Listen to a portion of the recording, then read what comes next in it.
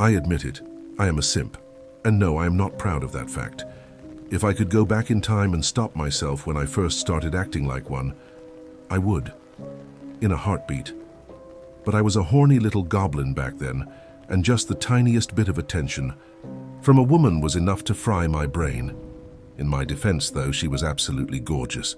Brown eyes that twinkled mischievously, plump, kissable red lips that parted to reveal white teeth like perfect little sugar cubes, and thick dark hair that gently tickled her shoulder blades. Her dresses clung to her like they couldn't get enough of her body. And I understood why. She had just the right amount of curves in just the right places. I wanted to sink my teeth into them. Just scrumptious. I couldn't believe when she smiled at me. Jaw dropped open like a drawbridge. I stared at her from my seat in the cafe, wondering when the dream would end. It didn't.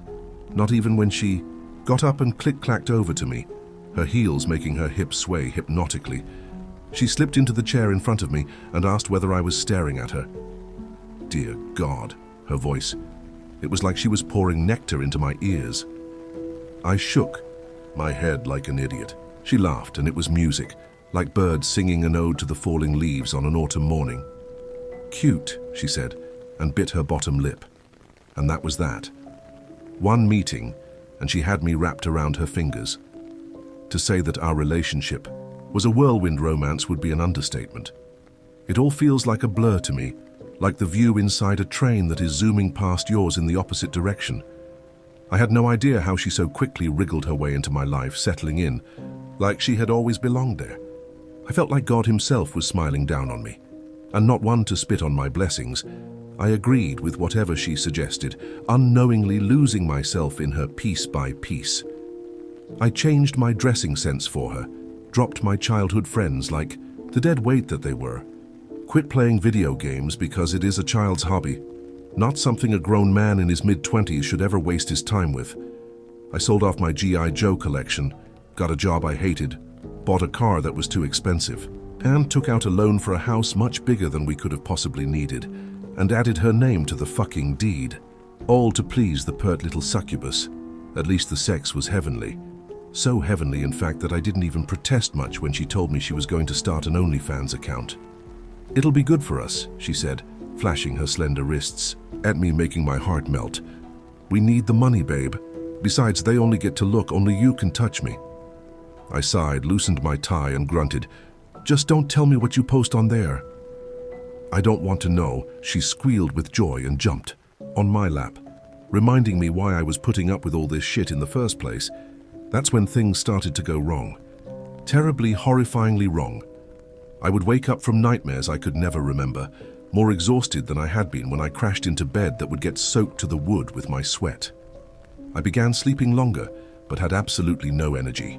During the day, my skin was losing its color. My eyes had dark circles deep like gorges, and my hands would tremble with weakness.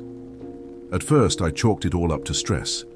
I was overworked, without friends, stuck in a superficial relationship, and burdened with staggering financial obligations. Of course, my body was finally starting to give out.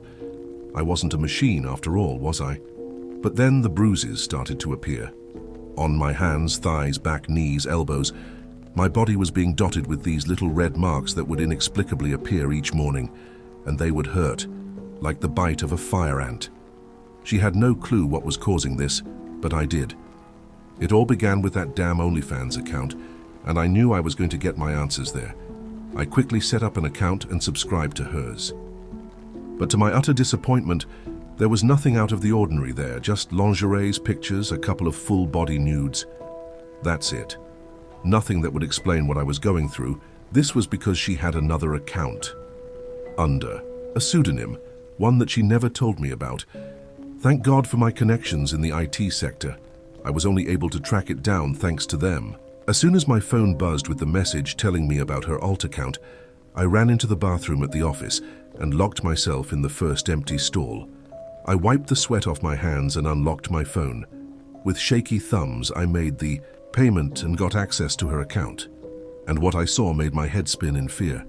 It was just the most bizarre collection of pictures.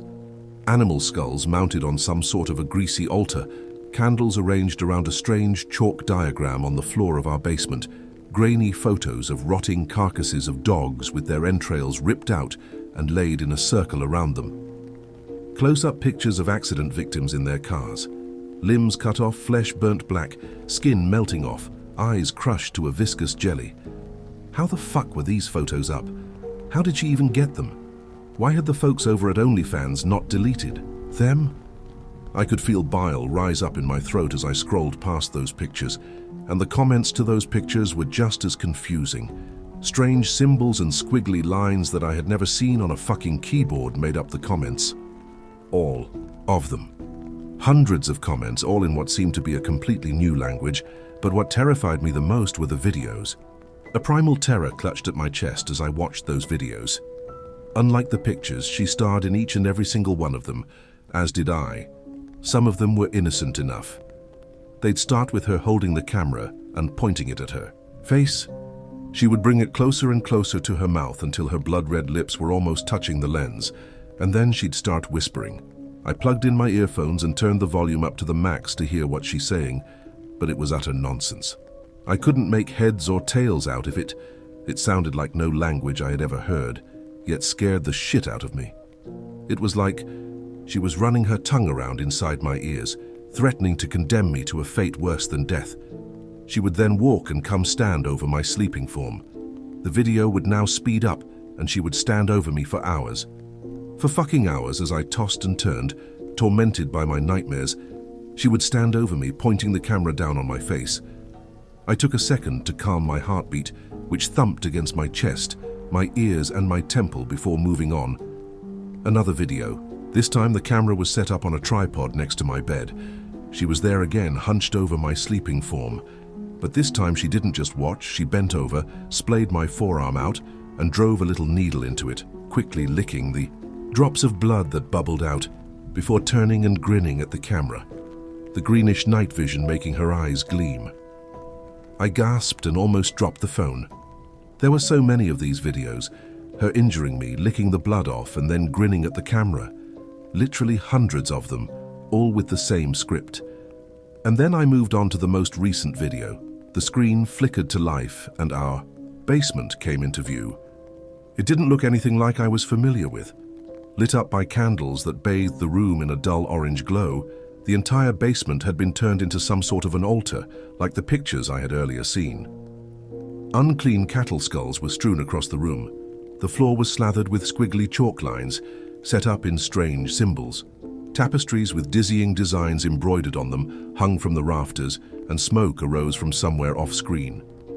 In the middle out of it all, though, was the love of my life. Nude, with her entire body soaked in blood, she was writhing on the floor, touching herself and moaning in a hoarse and guttural voice. Propped up on a small table in front of her was a framed picture of me with the eyes burnt off, probably with a cigarette. The fear that crashed into me brought tears to my eyes. She began rubbing herself faster, and faster and faster and faster and faster, until her hand was just a red blur on the screen.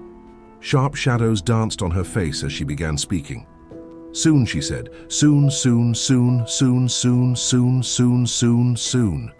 Her voice rose with each words until she was screaming in a manic frenzy, until the words reverberated like gunshots in the basement. And then the video came to an abrupt end. I blinked furiously to clear my rapidly fading vision, trying to wrest control of my body from the terror that threatened to shut it down.